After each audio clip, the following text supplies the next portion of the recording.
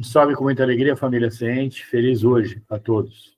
Gratidão por estarem conosco em mais uma aula do estudo do Livro dos Espíritos. Lembrando que esses vídeos do Livro dos Espíritos são publicados aos domingos, às 20 horas. Aos sábados e às terças temos conteúdo exclusivo e às segundas, as aulas do professor Nestor. E todos os dias, publicados às 6 horas da manhã, shorts para vocês, que são partes pequenas, são cortes pequenos dos nossos vídeos maiores. Dito isso, lembrando a todos que nós utilizamos o recurso audiovisual para fazer os vídeos, vou pedir para as minhas colegas de trabalho darem o seu boa noite enquanto eu vou abrindo o livro. Olá, família Ciente, sejam bem-vindos em mais uma aula e seja bem-vindo você que está chegando agora no nosso canal. Lembre-se, se inscreva aqui no nosso canal, dê o joinha, compartilhe e ative o sininho para receber os novos vídeos. Vamos aqui mais um estudo do Livro dos Espíritos, aprendendo com todos vocês. Boa noite a todos. Vamos dar continuidade ao estudo do Livro dos Espíritos. Nós estamos entrando no terceiro capítulo, da volta do espírito extinta a vida corpórea à vida espiritual.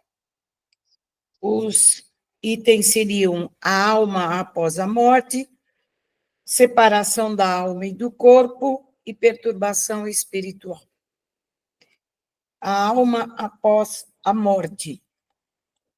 Pergunta 149. Que sucede à alma no instante da morte?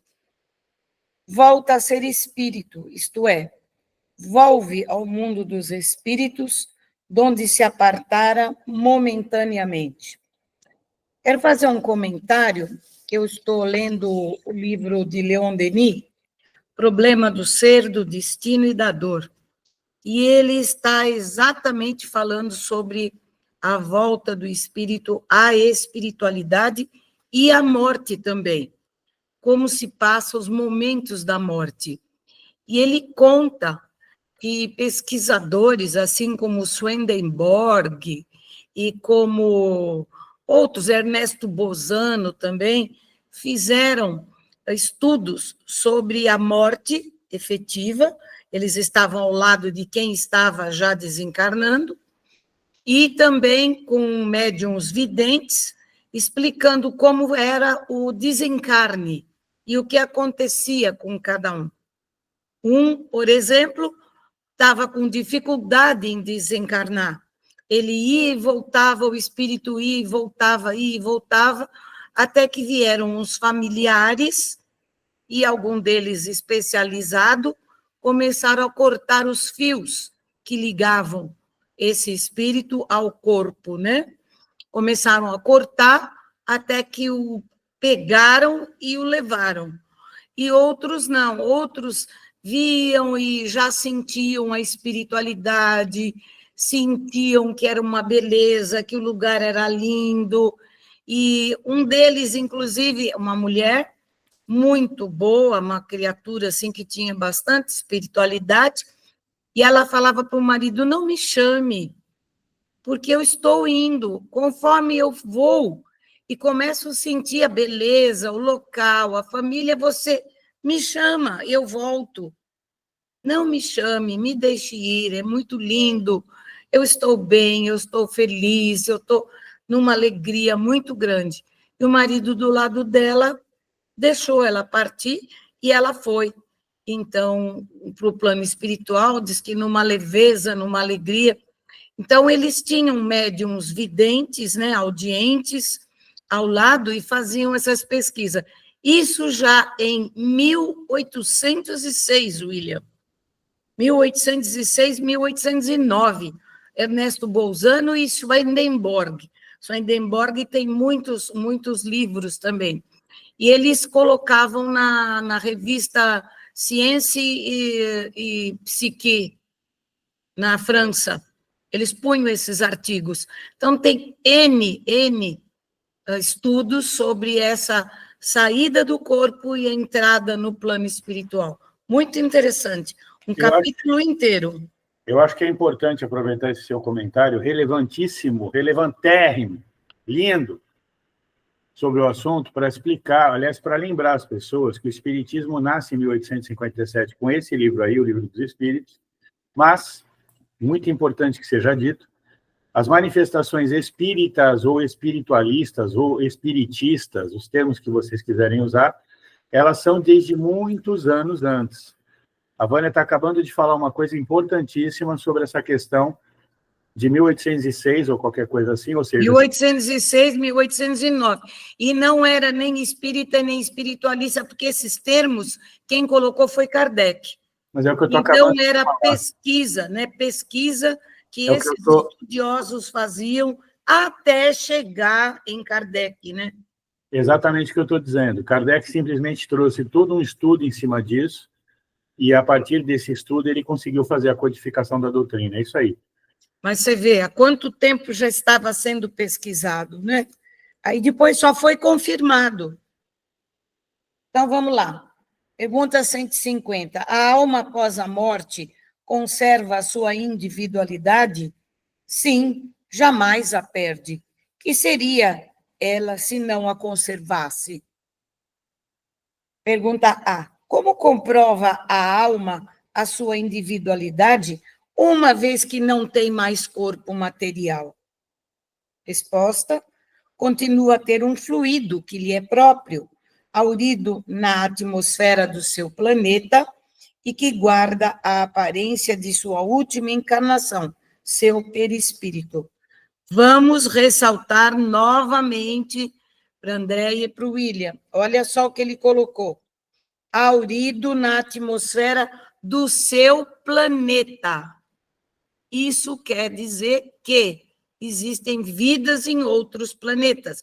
Já nessa época estava comprovado. Só não acredita quem não quer, né? Pergunta B. A alma nada leva consigo deste mundo? Nada, a não ser a lembrança e o desejo de ir para um mundo melhor. Lembrança cheia de doçura ou de amargor, conforme o uso que ela fez da vida. Quanto mais pura for, melhor compreenderá a futilidade do que deixa na Terra. Ele afirma bastante isso também nesse livro. Pergunta 151. Que pensar da opinião dos que dizem que após a morte a alma retorna ao todo universal? Quem diz isso são os Rosa-Cruzes. Resposta: o conjunto dos espíritos não forma um todo, não constitui um mundo completo. Quando estás numa assembleia, és parte integrante dela, mas, não obstante, conservas sempre a tua individualidade. Na verdade, essa individualidade significa a sua consciência, né? A sua noção de tudo que você é e de tudo que você viveu. Isso.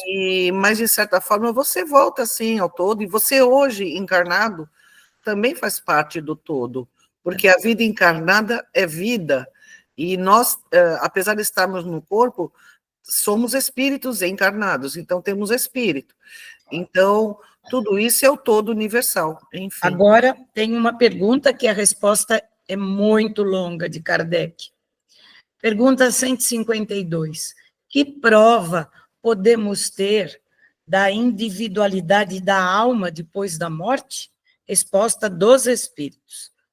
Não tendes essa prova nas comunicações que recebeis? Se não fosseis cegos, veríeis. Se não fosseis surdos, ouviríeis. Pois que muito a miúde, uma voz vos fala, reveladora da existência de um ser que está fora de vós. Kardec. Os que pensam que pela morte a alma reingressa no todo universal estão em erro. Se supõem que, semelhante à gota de água que cai no oceano, ela perde ali a sua individualidade. Estão certos se por todo universal entendem o conjunto de seres corpóreos, conjunto de que cada alma ou espírito é um elemento.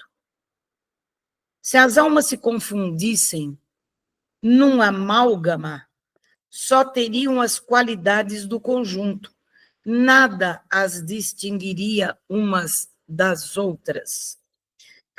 Careceriam de inteligência e de qualidades pessoais, quando, ao contrário, em todas as comunicações, denotam ter consciência do seu eu e vontade própria. A diversidade infinita que apresentam, sob todos os aspectos, é a consequência mesma de constituírem individualidades diversas. Se após a morte só houvesse o que se chama o grande todo a absorver todas as individualidades, esse todo seria uniforme. Então, as comunicações que se recebessem do mundo invisível seriam idênticas, sim? Desde que, porém, lá se nos deparam seres bons e maus, sábios, ignorantes, felizes e desgraçados, que lá os há de todos os caracteres, alegres e tristes, levianos e ponderados, e etc. Patente se faz que eles são seres distintos. A individualidade ainda mais evidente se torna quando esses seres provam a sua identidade por indicações incontestáveis, particularidades individuais verificáveis, referentes às suas vidas terrenas. Também não pode ser posta em dúvida quando se fazem visíveis nas aparições. A individualidade da alma nos era ensinada em teoria como artigo de fé. O Espiritismo a torna manifesta e, de certo modo, material. É muito interessante porque as pessoas que dizem que não creem, é porque simplesmente elas têm preguiça de procurar respostas, né, William? As pessoas têm preguiça de se incomodar, de ir lá fazer pesquisa, de estudar, para depois chegar a uma conclusão de se acreditam ou não nas coisas, não é, William? Muito obrigado por passar a bola para mim, querida mentora de todos nós. Eu diria para você que, mais do que isso, as pessoas ainda são, infelizmente, no século XXI, 2024, elas ainda querem que alguém lhes dê a resposta. Então, elas esperam chegar numa igreja, seja ela qual for, e aí, igreja evangélica, igreja católica, messiânica, Xexonoye, terreiro de Umbanda, centro espírita, e resolver os seus problemas. Alguém lhe diga o que responder. As pessoas não querem ir atrás de conhecimento. O nosso canal, Conversando sobre a Espiritualidade, ele traz exatamente a oportunidade de que as pessoas possam ter para entender e conversar com pessoas que conversam sobre o assunto, entender como é que, de uma maneira simples, os temas são tratados e, mais do que tratados, resolvidos. Então, é isso mesmo. Eu acho que as pessoas têm bastante preguiça, porque provas as existem aos montes, aos borbotões, como diz o... Pois é, se eu estou dizendo para vocês que desde 1800 aí já se pesquisava e já tinha conformação já de que existia e que tudo isso era legítimo, imagina, nós estamos em 2024 e ainda tem gente que fala que não acredita. Bem, na verdade também muitas pessoas têm medo de contestar a religião que professam. Então, assim, esse medo, esse receio de se destacar diante de uma comunidade religiosa e de dizer que algo não faz sentido dentro dessa comunidade religiosa, faz com que as pessoas tenham uma negação sistemática também. E também eu acho acomodação. A minha mãe era, meu avô era, minha avó era, eu também sou e pronto. Então, fica todo mundo ali naquele mundinho. Mas tudo bem, tudo faz parte da evolução. Pergunta 153. Fala, William. Só lembrando, assistam ao nosso vídeo Quimbanda e Candomblé e Quimbanda, que o Candomblé, isso tudo bem que era Brasil, né, que era um mundo super esquecido, para a Europa ele não existia, Mas o Candomblé nasce em 1638, já com manifestações espíritas, tá? Ou com manifestações de espíritos. Então, eu acho que é bastante importante nós termos essa referência. Então, tá vendo? É questão de pesquisa. Nem que você não siga religião nenhuma, mas você tenha que ter informações corretas de locais corretos, para que você possa ter o seu posicionamento. Eu acho que isso é que é o ideal. O 153, em que sentido se deve entender a vida eterna? A vida do espírito é que é eterna. A do corpo é transitória e passageira. Quando o corpo morre, a alma retoma a vida eterna. Pergunta A. Não seria mais exato chamar vida eterna a dos espíritos puros, dos que, tendo atingido a perfeição, não estão sujeitos a sofrer mais prova alguma? Resposta. Essa é antes a felicidade eterna. Mas isto constitui uma questão de palavras. Chamai as coisas como quiserdes, contanto que vós entendais. Então, a vida eterna, a vida do Espírito que é eterna, ela não pode ser chamada de espíritos puros, dos que atingiu a perfeição, porque tem os espíritos que não são puros e que estão também na vida eterna. Separação da alma e do corpo. Pergunta 154. É dolorosa a separação da alma e do corpo? Isso também tenho a comentar. Não. O corpo quase sempre sofre mais durante a vida do que no momento da morte. A alma, nenhuma parte toma nisso. Os sofrimentos que algumas vezes se experimentam no instante da morte são um gozo para o espírito, que vê chegar o termo do seu exílio. Kardec, na morte natural, a que sobrevém pelo esgotamento dos órgãos em consequência da idade, o homem deixa a vida sem perceber. É uma lâmpada que se apaga por falta de óleo.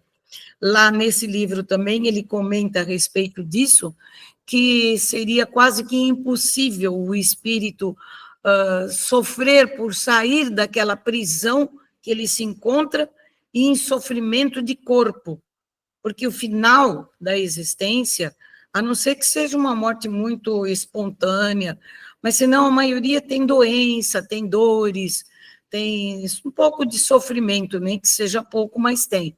Então, a alma, ela se desprende com muita facilidade, quando ela sente que está livre, acabou, aquele peso já não está mais com ela pode ser livre.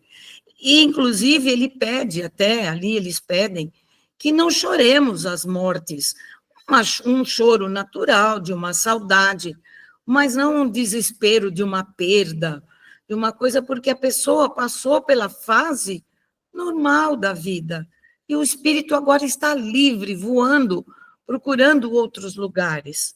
Ele comenta muito sobre isso e é muito importante. Como se opera a separação da alma e do corpo? Rotos os laços que a retinham, ela se desprende.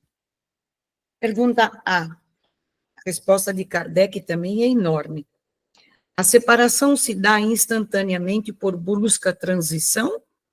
Haverá alguma linha de demarcação nitidamente traçada entre a vida e a morte? Não. A alma se desprende gradualmente. Não se escapa, como um pássaro cativo, a que se restitua subitamente a liberdade. Aqueles dois estados se tocam e confundem, de sorte que o espírito se solta pouco a pouco dos laços que o prendiam. Esses laços se desatam, não se quebram. Vamos ver Kardec. Durante a vida, o espírito se acha preso ao corpo pelo seu envoltório semimaterial, ou perispírito. A morte é a destruição do corpo somente, não a desse outro invólucro, que do corpo se separa quando cessa neste a vida orgânica. A observação demonstra que no instante da morte, o desprendimento do perispírito não se completa subitamente, que Ao contrário, se opera gradualmente e com uma lentidão muito variável, conforme os indivíduos. Em uns, é bastante rápido, podendo dizer-se que o momento da morte é mais ou menos o da libertação. Em outros, naqueles, sobretudo, cuja vida foi toda material e sensual, o desprendimento é muito menos rápido, durando algumas vezes dias, semanas e até meses. O que não implica existir no corpo a menor vitalidade, nem a possibilidade de volver à vida, mas uma simples afinidade com o espírito. Afinidade que guarda sempre proporção com a preponderância que, durante a vida, o espírito deu à matéria. É com efeito racional conceber-se que quanto mais o espírito se haja identificado com a matéria, tanto mais penoso lhe seja separar-se dela. Ao passo que a atividade intelectual e moral, a elevação dos pensamentos, operam um começo de desprendimento, mesmo durante a vida do corpo, de modo que, em chegando à morte, ele é quase instantâneo.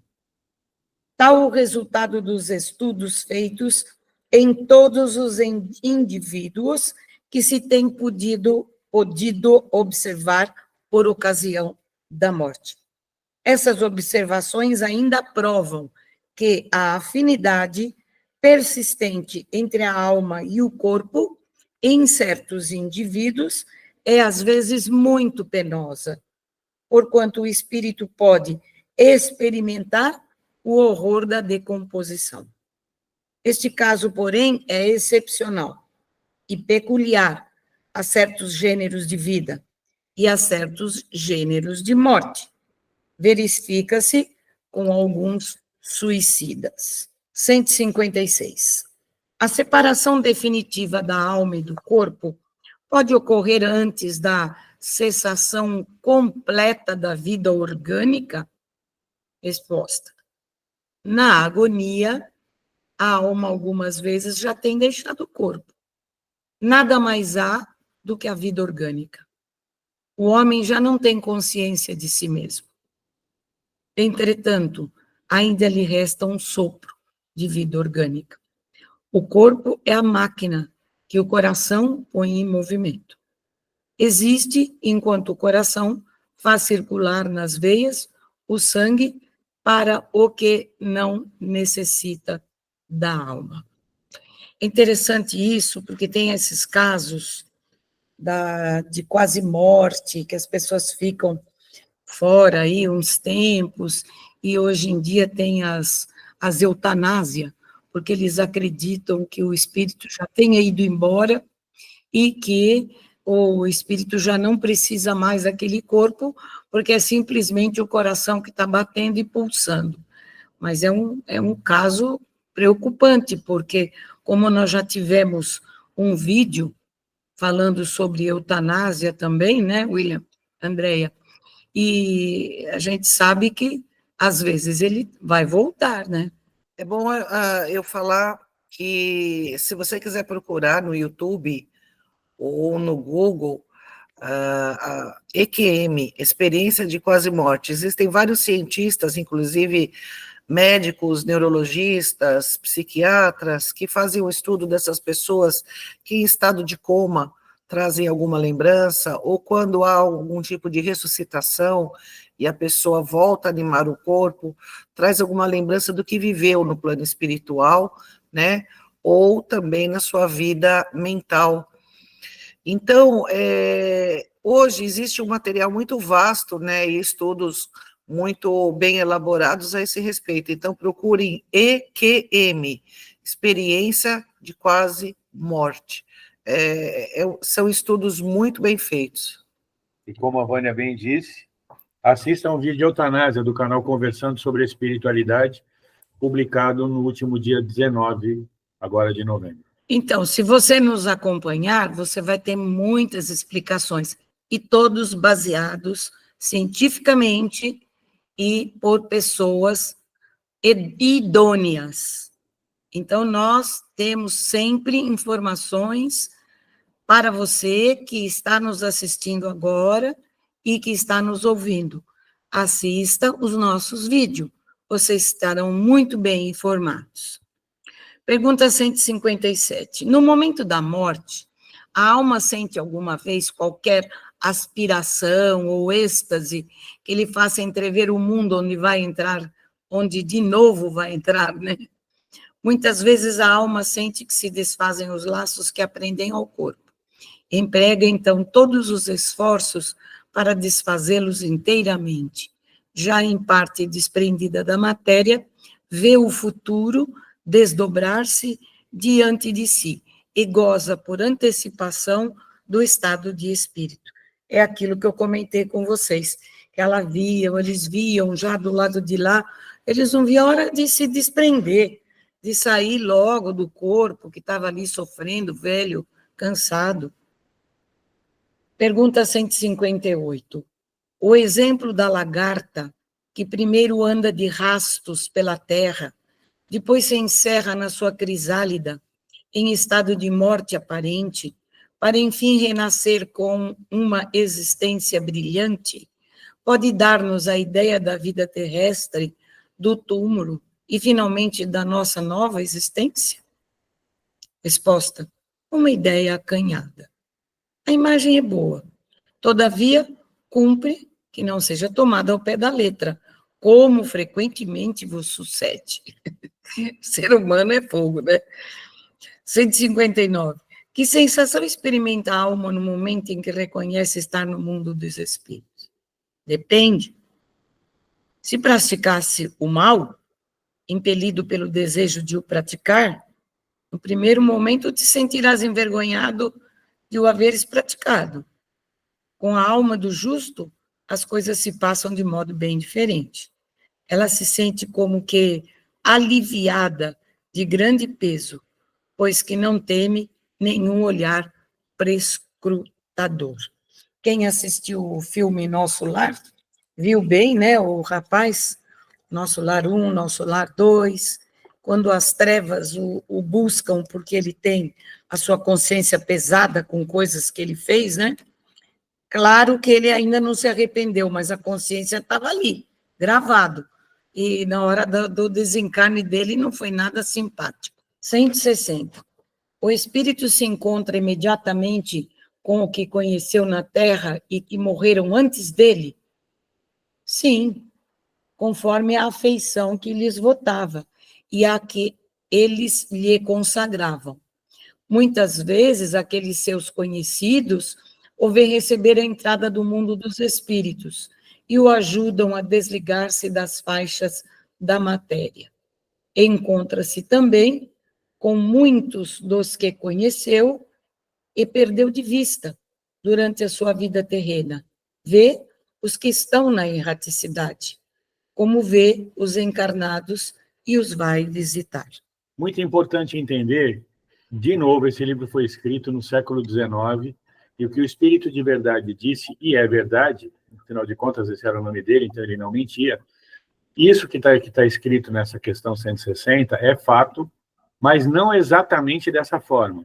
Eu sempre digo, em vários vídeos a gente já falou isso aqui, no plano espiritual nada não faz sentido, ou seja, é fato que você pode ver as pessoas, mas você vai vê-las todas e você vai vê-las imediatamente? Não. Muitos espíritos que já psicografaram por Chico, que já vieram em comunicações dentro do nosso centro, que a gente já tratou, e até os nossos próprios guias dizem que não é bem assim. Em muitas circunstâncias e situações, você só vai encontrar os seus familiares tempos depois, os visitando nas suas casas, lembrando que os espíritos vivem em casas e vivem uma vida normal. É muito importante que se diga isso. Não estou contrariando o Espírito de Verdade, só estou dizendo que uma alusão que ele fez nos anos de 1857, no século XIX, não pode ser vista como uma verdade total por essa resposta. Faz todo sentido o que ele disse aí, mas não é imediatamente. Muito importante que se ressalte isso. todo o processo de nascimento e de desencarne, ele é muito individualizado. É complicado você colocar uma regra, né, que seja para todos, uma forma que seja igual para todas as pessoas, partindo do pressuposto que as pessoas são diferentes. E por isso eu reforço a importância de se estudar sobre o tema espiritualidade, seja de que vertente for, porque todos nós vamos passar pelo desencarne e já passamos também pelo processo de encarne, quando a gente nasce. Então é bom a gente conhecer sobre tudo, principalmente sobre essas questões, nós que estamos aqui encarnados. Uma hora a gente vai ser deparado com essa realidade. Então, por que não a gente entender um pouco melhor para que a gente possa lidar melhor e mais rápido com essas situações? Isso é uma coisa muito importante. Tá certo, concordo, verdade. E quantas vezes nós já desencarnamos, né? É que a gente não se recorda. A gente já desencarnou e encarnou N vezes. Pergunta 161. Em caso de morte violenta e acidental, quando os órgãos ainda se não enfraqueceram em consequência da idade ou das moléstias, a separação da alma e a cessação da vida ocorrem simultaneamente? Geralmente, assim é. Em todos os casos, muito breve é o instante que medeia entre uma e outra. É a última pergunta desse capítulo aqui. Após a decapitação, por exemplo, conserva o homem por alguns instantes a consciência de si mesmo? Não raro a conserva durante alguns minutos, até que a vida orgânica se tenha extinguido completamente. Mas também, quase sempre, a apreensão da morte lhe faz perder aquela consciência antes do momento do suplício. Agora vamos ver a resposta de Kardec. Trata-se aqui da consciência que o supliciado pode ter de si mesmo, como homem, e por intermédio dos órgãos, e não como espírito. Se não perdeu essa consciência antes do suplício, pode conservá-la por alguns breves instantes. Ela, porém, cessa necessariamente com a vida orgânica do cérebro, o que não quer dizer que o perispírito esteja inteiramente separado do corpo. Ao contrário, em todos os casos de morte violenta, quando a morte não resulta da extinção gradual das forças vitais, mais tenazes os laços que prendem o corpo ao perispírito e, portanto, mais lento o desprendimento completo. Então, aqui, ele vê bem que as mortes violentas, o perispírito, ele fica ainda muito ligado ao corpo. Ele não se liberta rapidamente, porque quando é brusco, quando é brutal, é repentino, ele não está aguardando aquilo e não tem noção do que está acontecendo, muitas e muitas vezes o perispírito sai com a alma, o perispírito sai e não se entende o que está acontecendo. Se conserva no mesmo local onde estava, em estado de perturbação, com certeza absoluta. Bom, eu acho que esse capítulo, ou esse título, né, dentro desse capítulo, ele deixou bem claro que as questões ligadas à morte, né, ao desencarne, elas são, ou foram, colocadas pelo Espírito de Verdade em 1857, século XIX, de uma maneira bastante simples em relação a um todo, de manifestações que já aconteciam, que já existiam, de situações que já eram verdadeiras naquela época. Vamos, então, lembrar, as manifestações, elas não têm nada a ver com o Espiritismo. O Espiritismo simplesmente as explica. As manifestações mediúnicas que existem até hoje, seguirão existindo ainda por muito tempo, elas são manifestações que fundamentam essa situação, uma vez que elas são verdadeiras. E como dissemos aqui, só não acredita quem não quiser. Aliás, o Espírito de Verdade, com seu carinho habitual, né? A gente bem conhece como é que é o carinho dos nossos guias, que sempre estão nos dando pedala Robinho, que a gente brinca, né? Esses também foram feitos com Kardec. Se tiver olhos para ver e ouvidos para ouvir, você naturalmente vai entender como é que funcionam as coisas. E existem provas às mãos cheias. Como diz o nosso mestre, nosso sacerdote maior, Marcos Caim, prova, para quem não acredita, não vale de nada. Para quem acredita, é desnecessário. É simples, aquela passagem do Evangelho, que aquele homem disse, mestre, deixa eu avisar os meus irmãos que eles não façam as coisas ruins, lembra? Porque ele foi colocado lá no plano espiritual, e quem foi que deu a água para ele? Né? Um mendigo. Aí ele disse, se eu for lá para os meus irmãos avisar, para eles serem bons, para eles fazerem isso, ele disse, não adianta você ir falar para eles, não vai resolver nada, porque se eles não quiserem ver, eram os profetas, eles têm os profetas, não creram porque não quiseram. Isso... Ainda é muito difícil para o homem admitir que não sabe de alguma coisa ou que está enganado. O homem ainda, ele se movimenta pelo ego, movido muitas vezes por orgulho, pela vaidade, né? Nesse caso, orgulho e vaidade. Então, é muito complicado ainda para o ser humano admitir que desconhece algo ou que está enganado. Então, muitas vezes existe realmente uma negação sistemática, onde os fatos, sendo claros, objetivos e diretos, não o convencem.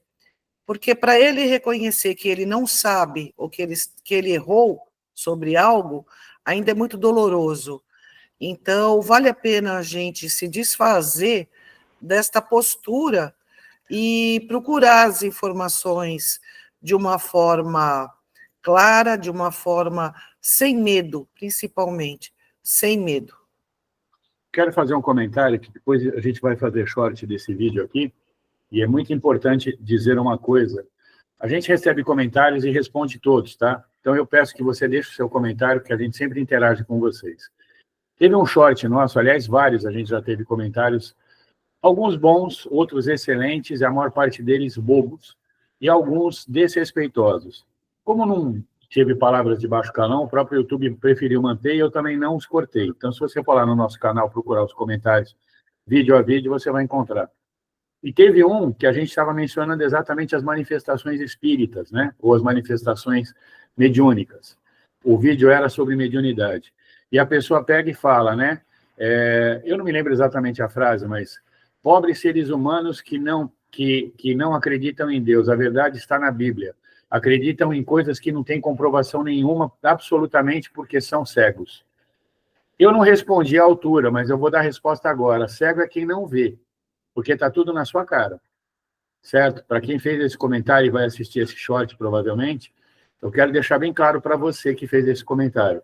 Cego é você que não consegue enxergar, porque exemplos e provas existem aos trilhões. Eu não coloco nem em milhares, nem em centenas, nem em milhões. Exemplos e provas existem aos trilhões. 75 anos da mediunidade de Francisco Cândido Xavier. Temos 2 vídeos falando da vida dele e ainda gravaremos mais. 78 anos de mediunidade de Divaldo Pereira Franco. Fizemos um vídeo sobre a vida dele. Provavelmente faremos mais. Vídeo falando sobre Batuíra, sobre Peixotinho, sobre Eurípides Barçanufo. Tudo isso é material que o canal Conversando sobre a Espiritualidade já colocou para você, meu amigo que fez esse comentário do short, e aqueles que pensam da mesma maneira. Nós não estamos aqui para te fazer acreditar em nada. Nós não queremos provar nada para você. A gente está colocando a verdade, porque, como já disse bem a Vânia, com a sua eloquência contumaz, nós não trabalhamos com mentira. O canal Conversando sobre a Espiritualidade se embasa em fatos. E nós fazemos pesquisas para poder gravar nossos vídeos. Dito isso, meus amigos, eu quero pedir que você se inscreva no canal. Aliás, eu queria fazer uma pergunta aqui para as minhas colegas de trabalho. Oi! André, você já se inscreveu no canal Conversando sobre a Espiritualidade?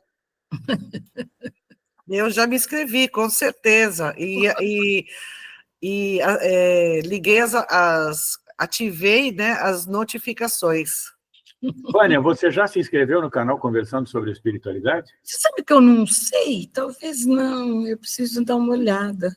Vânia, por gentileza, não te custa nada, é só um clique. E você será feliz, não será, Andréa? Tá bom. Muito feliz. A sua alma será liberta. Você vai se elevar assistindo os vídeos desse canal maravilhoso. Eu posso garantir que você vai ter a conversa de 3 pessoas que se amam, mais do que isso, que amam aquilo que fazem. E nós fazemos isso para você de graça, numa boa aqui no YouTube. Deixa o like, vai. Pagamentozinho bom para nós gostamos de receber like. O like é como se fosse um beijo no nosso coração. Não é a coisa mais linda do mundo? Então, agora eu acho que a gente, terminando tudo isto, que nós fizemos hoje, um estudo, uma conversa amiga, sincera, honesta, a gente só pode dar uma boa noite, um beijo no coração de todo mundo e continuem conosco. Axé para você. Até a próxima. Axé.